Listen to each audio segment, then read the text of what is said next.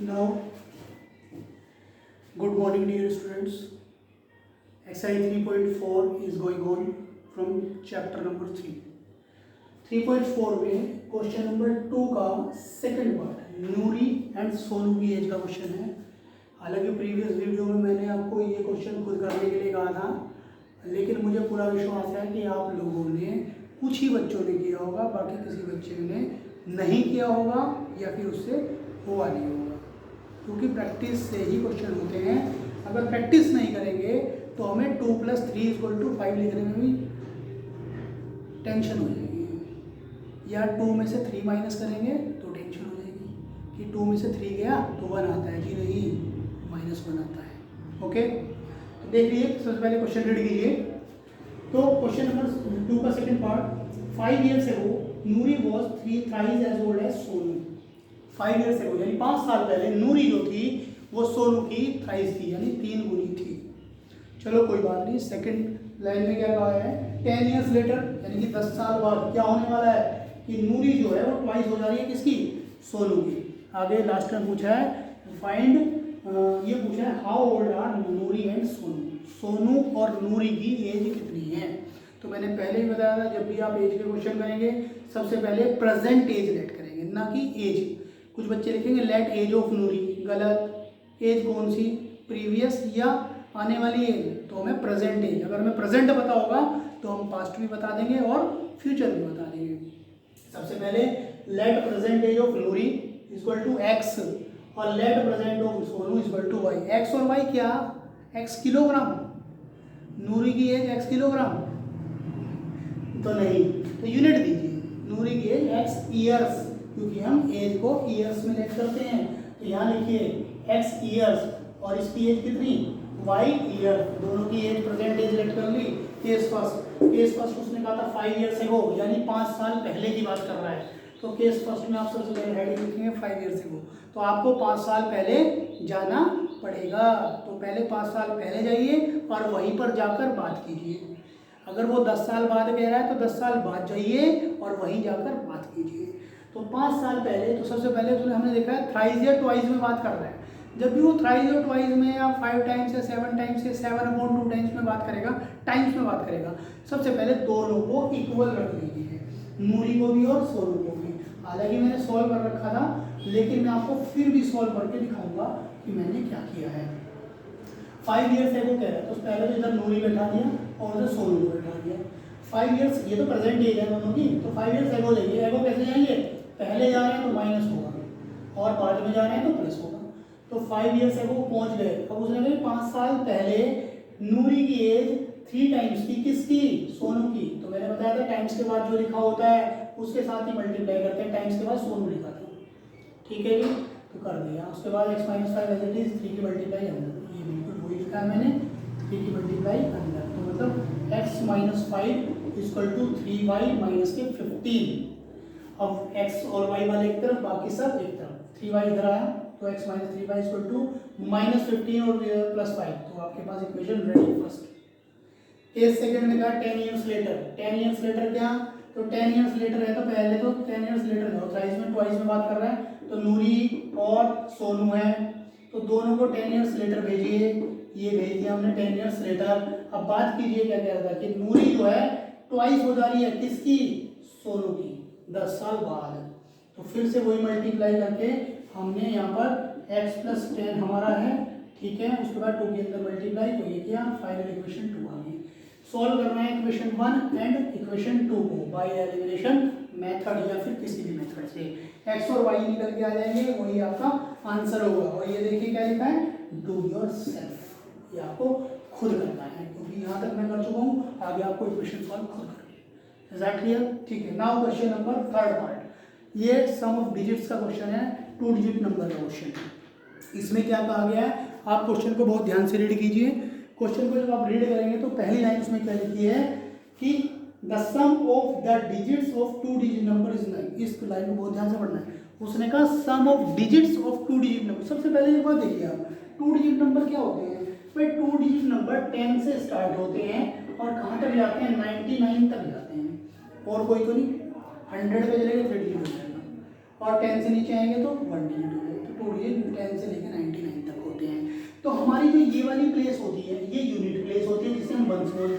और ये वाली प्लेस होती है हमारी टेंस प्लेस होती है। तो हमें यहाँ पर ये नहीं पता, तो आप ये मत कर देना कि 2 डिजिट नंबर सर, जैसे कि हमें 3 लाइन 2 डिजिट नंबर के लिए लिखनी होती है। First line let unit digit x, tens digit y, आपकी मर्जी, आप उसे वाई कह दो या एक्स कह दो, कोई फर्क नहीं पड़ता है। उसके बाद रिक्वायर्ड 2 डिजिट नंबर, जो 2 डिजिट नंबर होगा तो बच्चे क्या करते हैं, यूनिट डिजिट को एक्स लिख देंगे, टेंस को वाई लिख देंगे, तो बच्चे क्या लिखते हैं वाई एक्स बन गया सर 2 डिजिट नंबर, तो ये गलत है, ठीक है नहीं, ये यूनिट हो गया सर और ये टेंस हो गया, तो 2 डिजिट नंबर बन गया, तो ये गलत है। 2 डिजिट नंबर लिखने का तरीका ये नहीं है।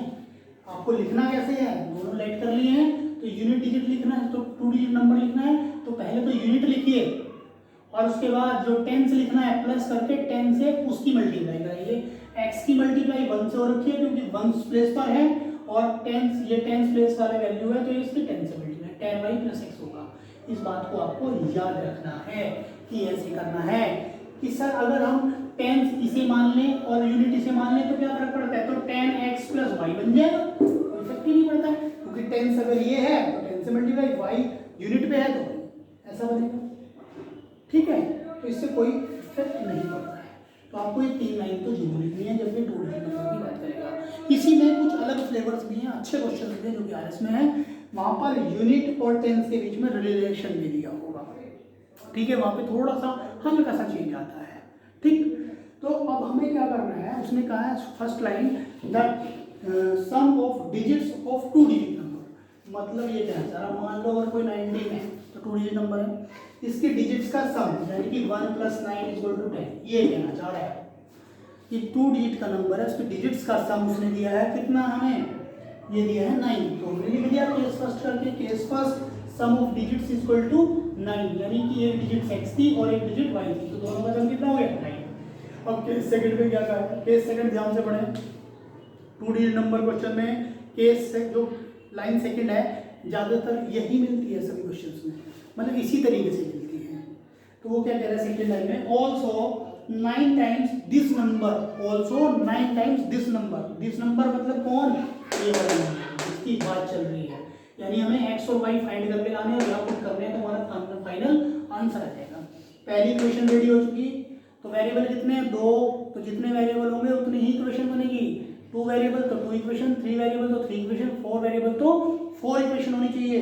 तो फर्स्ट इक्वेशन तो बन चुकी है, सेकंड इक्वेशन में क्या कर रहा है 9 टाइम्स दिस नंबर, तो 9 टाइम्स दिस नंबर ये रहा, इसमें मल्टीप्लाई, आगे टाइम्स दिस नंबर, आगे लिखा है उसने इज ट्वाइस, इसका मतलब क्या है यहाँ पर equal to twice the number, अगर रिवर्स उसका कह रहा है twice the number obtained by reversing the order of the digits, अगर इसी नंबर की डिजिट्स को रिवर्स कर दें तो उसका 2 टाइम्स हो जाएगा। तो देखिए x की जगह y कर दो, y की जगह x, यानी x यूनिट का तो 10 को भेज दो, 10 वाले को यूनिट कर दो, 10 को नीचे 10 अपनी जगह बना रहेगा।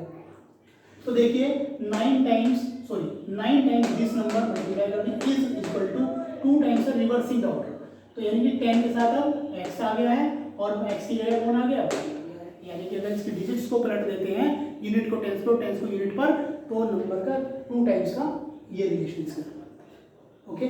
इसके बाद अगर बाहर वाले नंबर आपस में कैंसिल हो रहे हैं 9 और 2 तो कैंसिल करो, नहीं हो रहे तो मल्टीप्लाई करोगे, कैंसिल नहीं हो रहे हैं, 9 के अंदर मल्टीप्लाई, 2 के अंदर मल्टीप्लाई, x और y सब एक तरफ, x और y सबको उठा के धर लिया, 90y + 9x ये रहा, -20x तो -2y उधर क्या बचा 0, तो उसके 90y - 2y है तो 88y बनेगा, नहीं बनेगा, तो पहले हम y को नहीं लिखेंगे, पहले x को लिखेंगे क्योंकि हमारा इस इक्वेशन में पहले x है, ठीक है। तो कन्वीनियंट करने के लिए x को पहले लिखेंगे, तो हमने कहा 9x में से 20x जा रहा है तो माइनस के 11x हमने यहाँ लिख दिया है, और 90 में से 2y जा रहा है तो प्लस के 88y ये रहा, दोनों में कॉमन दिखाई दे रहा है, और ये हमेशा होगा जब भी 2 डिजिट नंबर क्वेश्चन होगा तभी आपको यहाँ पर कॉमन जरूर मिलेगा, तो इसका ध्यान रखना है। इक्वेशन कॉमन लेके इक्वेशन को छोटा कर लेंगे, छोटी इक्वेशन को सॉल्व करना ज़्यादा आसान होता है। यहाँ पे 11 कॉमन लें या -11, मैंने -11 ले लिया तो मुझे बाहर माइनस दिखाई दे रहा था, आपकी मर्जी आप बना लें माइनस कॉमन, मैंने तो -11 कॉमन, जब नेगेटिव कॉमन आ रहा है तो अंदर के साइन चेंज होगा, तो -11 कॉमन, -11 से डिवाइड करेंगे तो 1 आएगा x, माइनस बाहर आ चुका ये प्लस था तो ये माइनस बन जाएगा, और -11 से सॉरी 11 से डिवाइड करेंगे तो 88 को 8 टाइम्स काटेगा, y = -11 अपोन में जो आया 0 पे, जीरो के अपॉन में जीरो को -11 से डिवाइड करेंगे तो क्या आएगा भाई 20 आएगा क्या? नहीं, जीरो अपॉन समथिंग जीरो होता है, जो कि मैं पहले पढ़ा चुका हूँ, मेरा zero x minus 8y equal to zero. One equation two equation, दोनों को सॉल्व कीजिए एलिमिनेशन से।